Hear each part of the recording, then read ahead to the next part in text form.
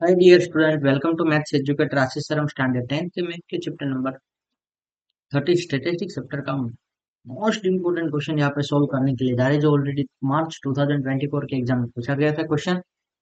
If the empirical relation between the three measures of central tendency is z is equal to 3m minus 2 x bar, then m minus x bar upon z minus m is dot dot dot dot dot क्या होगा answer. तो इसका solution start करें उससे पहले यदि अभी तक आप लोगों ने हमारे चैनल को सब्सक्राइब नहीं किया है तो चैनल को सब्सक्राइब कर लीजिए, वीडियो को लाइक कीजिए और मैक्सिमम फ्रेंड के साथ शेयर करवा देना।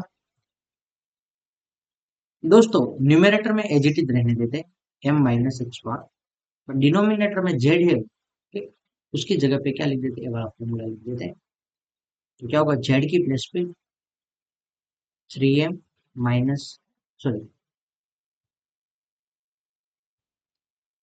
3m माइनस 2x बार और यहाँ पे माइनस क्या है, ये ऑलरेडी ये हमने z की प्लेस पे पुट किया 3m माइनस 2x बार।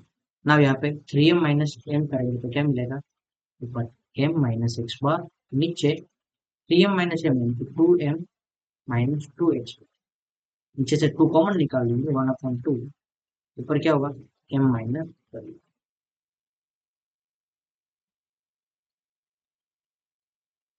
न्यूमरेटर में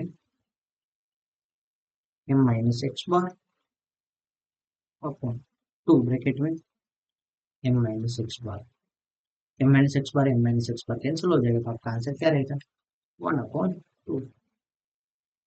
जो आपको ऐसा ऑप्शन है, yes correct, m minus x bar upon z minus x is equal to क्या मिलेगा 1/2 आंसर होगा।